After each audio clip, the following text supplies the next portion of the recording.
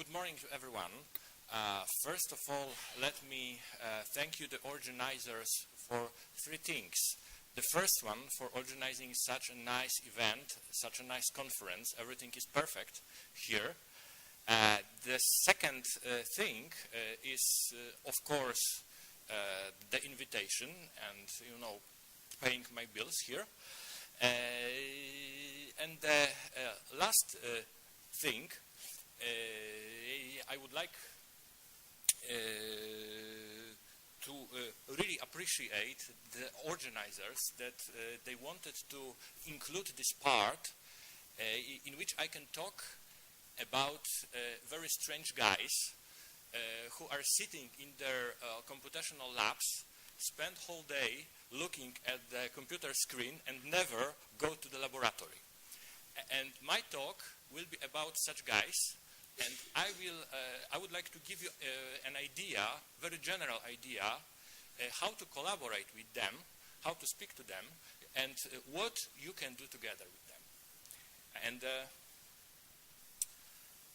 I divided my presentation into 4 parts. After a short introduction, I will tell you something about experimental and computational method of risk assessment, but at this point I would like to fight with some myths related to computational methods. Sometimes we expect from computational guys to calculate, to predict something that is from computational point of view impossible. So I will be talking a little bit about this. At the third point, I would like to show you some examples that it works, it really works. We can obtain very interesting results, very useful results for you as experimentalists, mainly experimentalists. I realized that you can have great benefits from collaborating with computational chemists. And finally, of course, some conclusions, and my conclusions will be based on our experience from the NanoBridges project, which is now currently funded within Marie Curie action focused on the exchange of scientists between experimental and theoretical groups. So, starting from the beginning, probably you know many slides like this one. Nanotechnology is growing.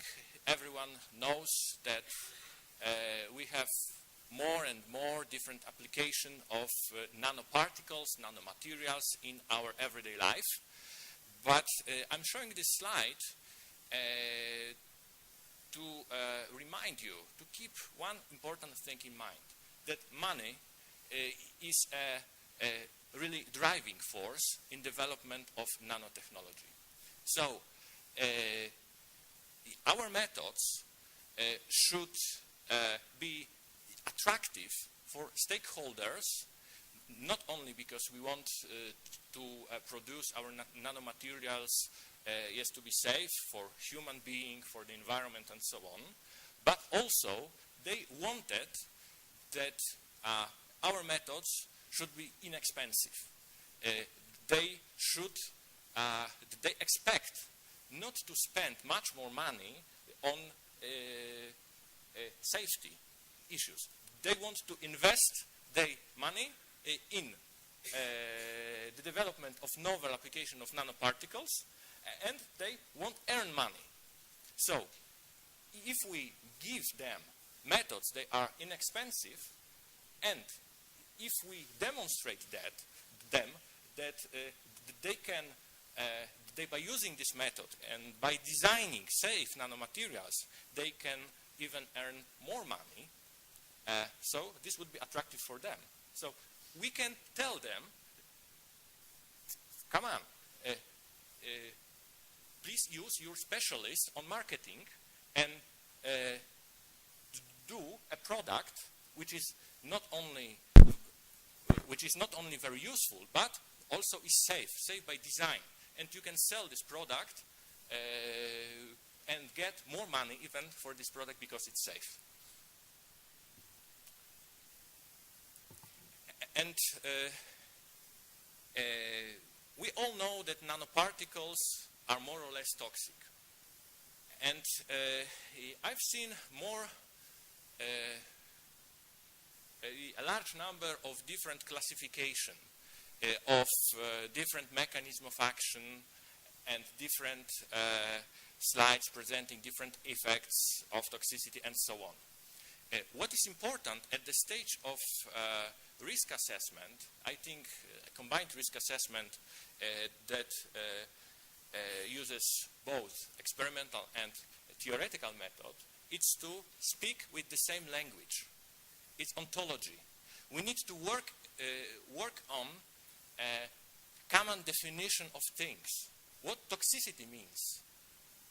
Because we can observe, we can realize that sometimes toxicity means completely different thing for computational guys and for the experimentalist.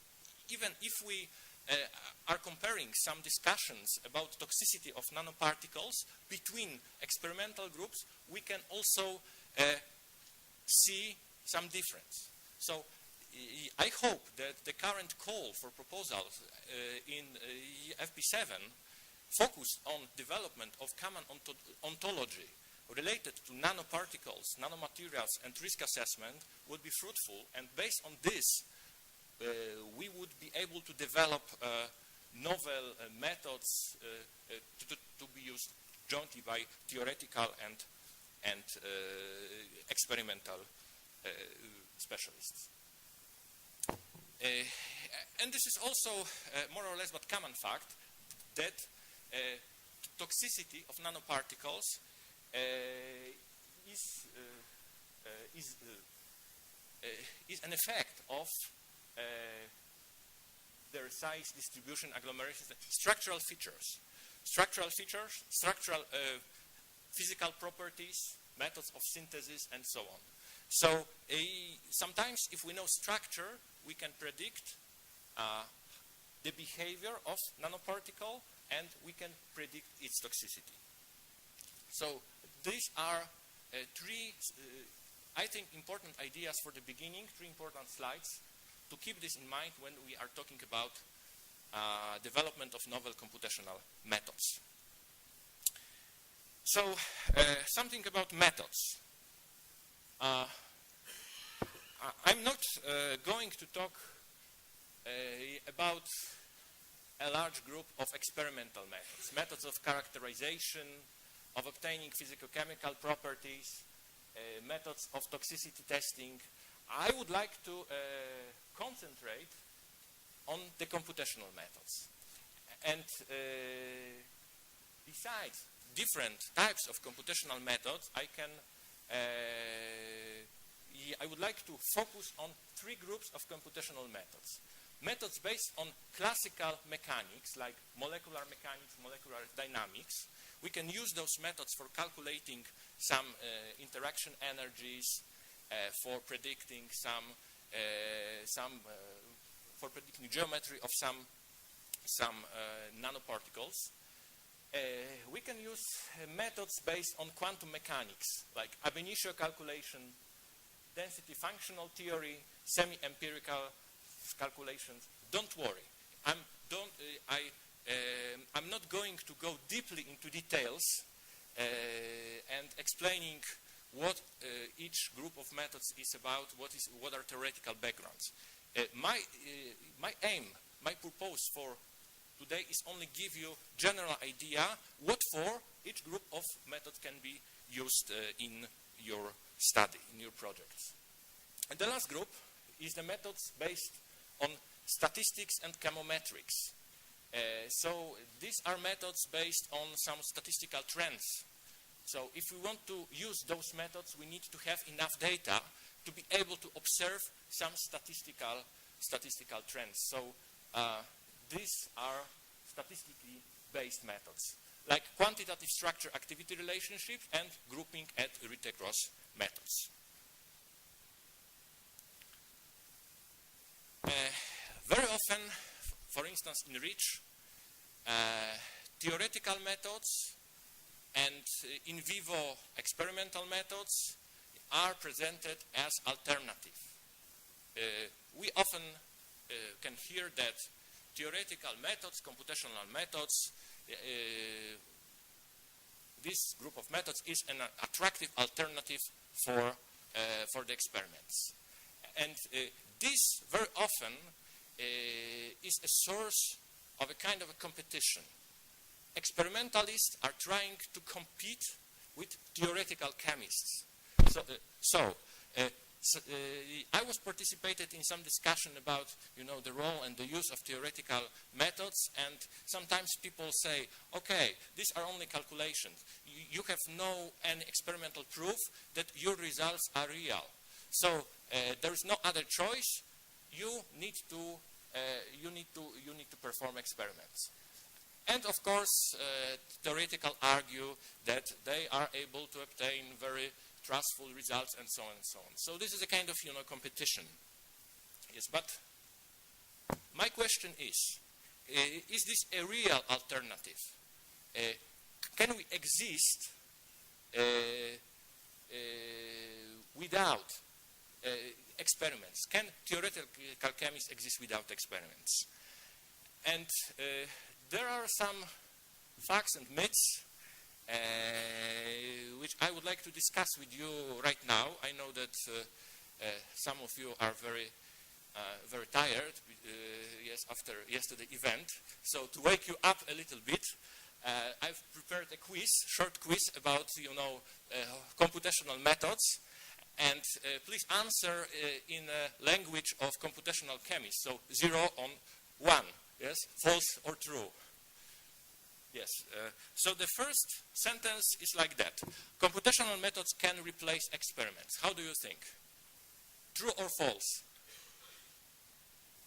False. Of course, false. Yes, this is of course false. As I said, some group of computational methods must use empirical results. So simply saying, I cannot develop any QSAR model without experimental data. So I need you. The second sentence, computational methods can reduce the use of laboratory animals. True. You are very well prepared for the discussion. Computational methods can significantly reduce time and cost of risk assessment. True or false? True. True. And you do not agree. Yes, maybe during the discussion we can extend this, or maybe during coffee break. And my point is that can reduce costs. They can reduce cost, and when we keep in mind that when we are talking to stakeholders to use risk assessment methods, we can offer them something which can decrease cost of this risk assessment procedure. So this is the argument that can be used using computational methods. Computational methods can be applied much easier by stakeholders than experiments. False. I know many examples of theoretical computational programs that can calculate some kinds of toxicity or some kinds of properties for, let's say, normal chemicals. And sometimes this was a source of very large mistakes. Why? Usually such programs are publicly available and everyone can try. And everyone can put any structure to the program and everyone can get any results, any numbers, properties, toxicity, and so on. Yes, but if you don't have basic knowledge about limitations of these methods, of these programs, you can make a large mistake. Yes, you are not able to assess quality and reliability of such kind of results. So please be careful when you are trying to use such kind of tools as black box. I think this is my personal point, maybe someone can disagree with me, that when we are going to use computational methods, computational models, you need to have expertise of a computational chemist. So it's impossible to replace computational chemist by some stupid black box that can predict everything for every structure. And finally, computational methods can provide significant help in assessing quality of the experimental work. How do you think? Can we, theoretical chemists, have the right to suggest that you perform something wrong in your experiment? Yes, it's true, because when we use, this is my personal point, when we use statistical methods and when we observe some trends and there is a point which doesn't fit for the trend, this might suggest that something with the experiment is maybe went a little bit wrong way, yes? So you can use, I hope at this point we agree that some computational guys sometimes sitting in their labs can be useful also for you as the experimentalist. And how does it work? I would like to show you some examples of our results, of the results of my PhD students and some of my current work. And first group of methods, they are mentioned about a few slides before, was the methods based on molecular dynamics. We can observe what's going on when we have the two objects, a nanoparticle, for instance, and 2,3,7,8 tetrachlorodibenzo-paradioxins, very known environmental pollutant. So starting from such starting points, by performing molecular dynamic simulation, we found that dioxin can interact with fullerene, and the interacting molecules look like that. So there is a hug over the fullerene, and the structure of dioxin molecule is changed by the interaction with fullerene. This is, of course, interaction with dioxin. We can simulate interactions within proteins, for instance, when protein coronas are formed. So this can be useful to know which proteins can be easier bind to the surface of our nanoparticles than the others. So this would be interesting application of computational methods. Another kind of methods are semi-empirical calculation and, generally quantum chemical calculations. And here you can see the example of the study how some quantum chemical properties like band gap, HOMO energy, highest occupied molecular orbital, energy of the lowest unoccupied molecular orbital, hardness, softness, and so on, how the properties change with changing size. And we can observe what is, in fact, already confirmed by the experiments, that this change is very important for small sizes. Smaller size, and the difference is much more important. Starting from, here we have tin oxide, starting from about 200 of atoms, which corresponds to 13 angstroms, this difference became not such important. So this means, from the practical point of view, that it's no matter if we have a nanoparticle with 15 angstroms or 50 angstroms. Yes, at this placed here, this property practically does not change. But there are some quantum mechanical properties also which are very strongly dependent on size of the cluster of nanoparticle. And the practical application of these two observations is that for some nanoparticles, we can perform calculations for much smaller systems, much smaller models of nanoparticles that those nanoparticles are in reality, because there is no change of some properties between, let's say, 5 nanometers and 100 nanometers. However, for some properties, the properties linearly change with size. But in this case, we also can perform a calculation for smaller models because we can extrapolate from linear equation these properties for nanoparticles having larger sizes.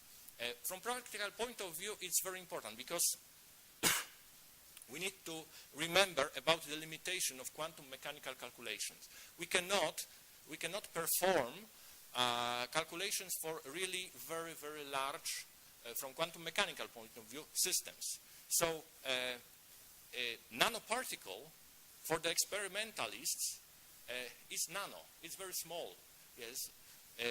But a nanoparticle of 50 or 60 nanometers from the point of view of quantum mechanical specialists is a very large system. So we need to use supercomputers, supercomputational centers for performing calculations for such relatively large structure. So these results are very useful for us from a very practical point of view. Based on density functional theory, we can calculate, for instance, ionization potential, electron affinity, HOMO-LUMO gap, and so on. And we can observe how these properties change with changing shape and size of our nanoparticles. Here you can see variation of Fullerene structure based on modification of the Fullerene structure and how this influences the properties of those nanoparticles. Finally, we can perform calculations related to the replacement of atoms. Here we replaced carbon atoms in a Fullerene molecule with different metal atoms, and we could observe how this influences the properties of the modified Fullerene. Also based on density functional theory, we can study interactions between nanoparticles and for instance, DNA. And here we observed that interactions between basic, let's say, carbon nanoparticles and GC pairs in DNA are much stronger than the interactions of those nanoparticles with adenine-thymine pairs. So this would have very practical applications when we think about possible interactions with DNA and about mechanism of possible mutation, for instance, related to the influence of nanoparticles on our organism. And now I would like to tell something more about those methods based on statistical trends and statistical data. Because so far, molecular mechanics, molecular dynamics, density functional theory, semi-empirical calculation, we we are able to perform calculations for those with those methods without experimental data. So we can obtain results, and you can, for instance, perform experiments and confirm eventually that our results are correct. But these methods are designed in a way that ensures that those results will be in agreement with the experiments. But QSAR methods and read-across methods are both on the statistical basis. So this means that we need experimental data to develop those models. And starting from QSAR, the idea is very simple. We are trying to find a mathematical function that links the endpoint. It can be activity or any physicochemical data, like, I don't know, solubility, with so-called structural descriptors. So structural descriptors are variables, are numbers that numerically describe some aspects of nanoparticle structure. And here you can see the examples of such descriptors: dipole moment, polarizability, homolumo energy, different kind of topological indexes, and so on and so on. Here we can put also some data from experimental characterization of structure. We can put some data from related to the process of synthesis, and all the variables that we think that could be important and could significantly influence the endpoint. Yes, and if we have a group of nanoparticles, like for instance metal oxides or different modifications of one metal oxide, titanium oxide for instance, we need to calculate descriptors for whole the group. However, to start modeling, we need also to have the endpoint data at least for a part of this group. And when we find this relationship, we would be able to interpolate, to predict from structural descriptors and this equation lacking endpoint data for those compounds for which we had not performed experiments. What is important in QSAR methods, QSAR models, when we develop our models, we always need to externally validate our model. So this means that we need to have some compounds for which we know experimentally measured endpoint, and we need to forget for a moment about those compounds, to develop the model based on the rest of compounds, and then to validate and to check if the model predicts correctly for those compounds for which we have experimental data. And two examples of such models. The first model was developed for cytotoxicity test with bacteria E. coli. The experimental protocol is described here. 17 metal oxides, and we figure out based on our modeling results that cytotoxicity is increasing in the order, in the presented order here. Initially we used 12 electronic descriptors calculated at semi-empirical PM6 level. So this means that those semi-empirical calculation can be a source of descriptors for QSAR modeling. And then we developed a simple equation with only one descriptor, which was enthalpy of formation of metal cations. And we got a very good correlation, 0.85, this was the correlation coefficient. But also, when we apply the model for those compounds for which have not been used for developing model, so when we validated our model, we also got the agreement between experimental and predicted values, and this is expressed by Q-square external validation coefficient 0.85. 83. And we also developed another model. It's not published yet. The paper is in preparation right now. This was based on experimental results based on Hackett cell lines, human keratinocytes. And we used both descriptors coming from quantum mechanical calculations and descriptors defined based on the images taken with AFM and TEM microscopy. And we obtained a nice model that used two descriptors, heat of formation of a cluster. I'm not going to go into details, but you can see right here also a good correlation between the observed and predicted results. And those descriptors, yes, can be explained in the following way.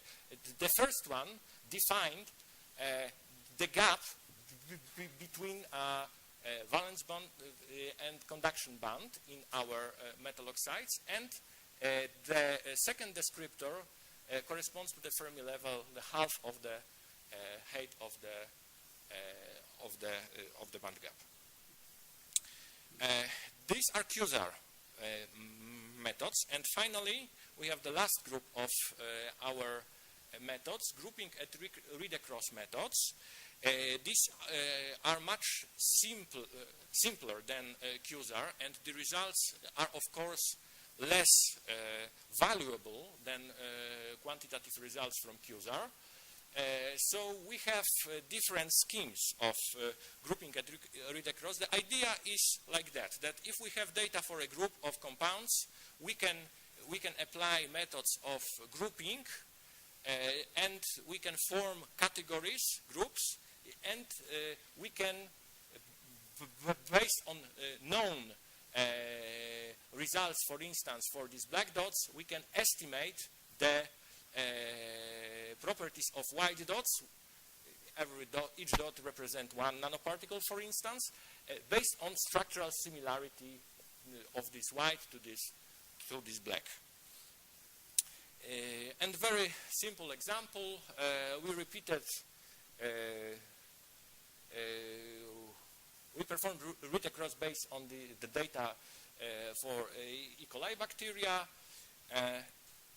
and we predicted that the toxicity of those 4 metal oxides should be here, and this was in agreement with the experimental values. So we correctly predicted toxicity, at least the range of the endpoint, and the prediction was correct.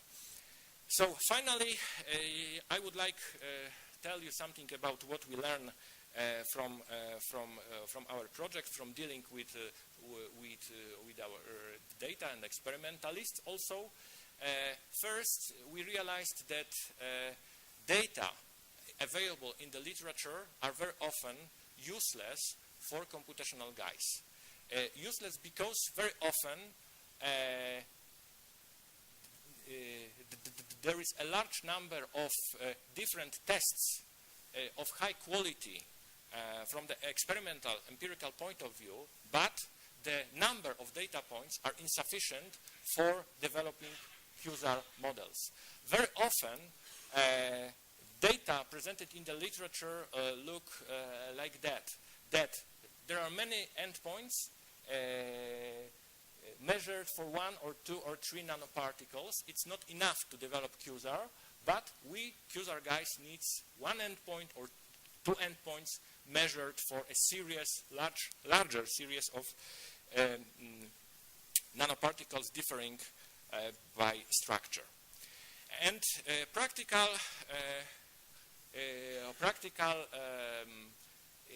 issue is that, typically when you think about research project, you plan the experiment, conduct the experiment, and finally analyze the results. Very often, when you finish your experiments, you give data to specialists on the calculation and tell for them, do something with this data, use this data and predict something valuable from this data. And this is sometimes too late, yes, because, for instance, the number of data points is too small. And very often,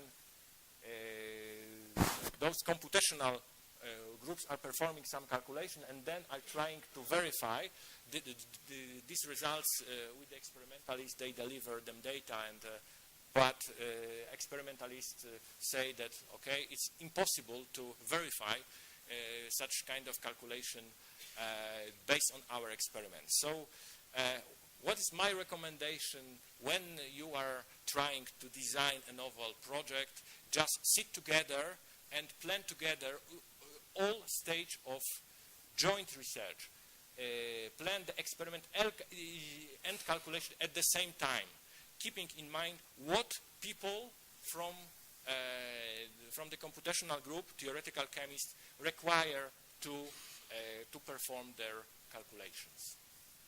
So in summary, experimental and computational methods of risk assessment are not two alternative ways. The use of computational techniques can support experimentalists. It's not a competition.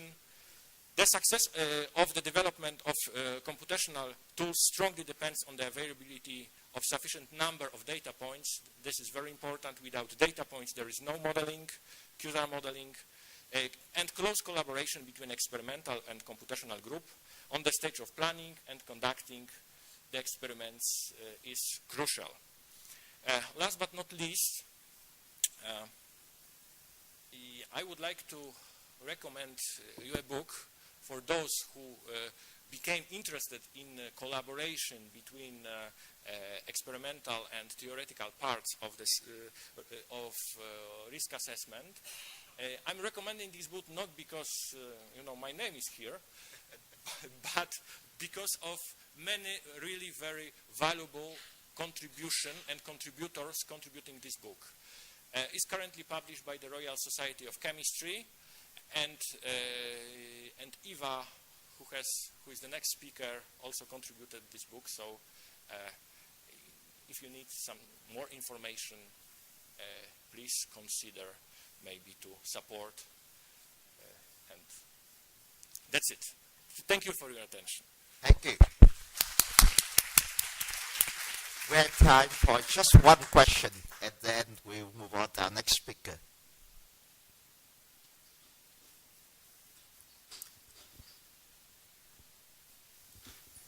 Hi. I had a quick question about when you look at something like molecular dynamics, and we've heard lots about the complexity in the experiment, protein corona, etc.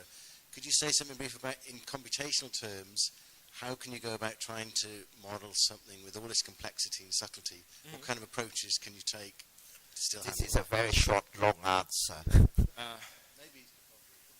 I think that, for instance, based on QSAR, yes, my QSAR experience. At the beginning, we always use a large number of descriptors, variables that can theoretically influence the model endpoint. And we apply some algorithms that select the most important variables. So in such a way, from the variety of different variables that can have potential influence on the property, we select only those which are the most significant. So every model is a simplification of reality, and we need to remember this. Yes, yes. But if it works, if it predicts, so it's useful. There's no, ideal models. Thank you, Thomas. I think we pursue this. It's actually like all short questions. They usually lead to extremely long answers. So, but I think we pursue this afterward. Thank you, Thomas. I would like to invite my dear friend and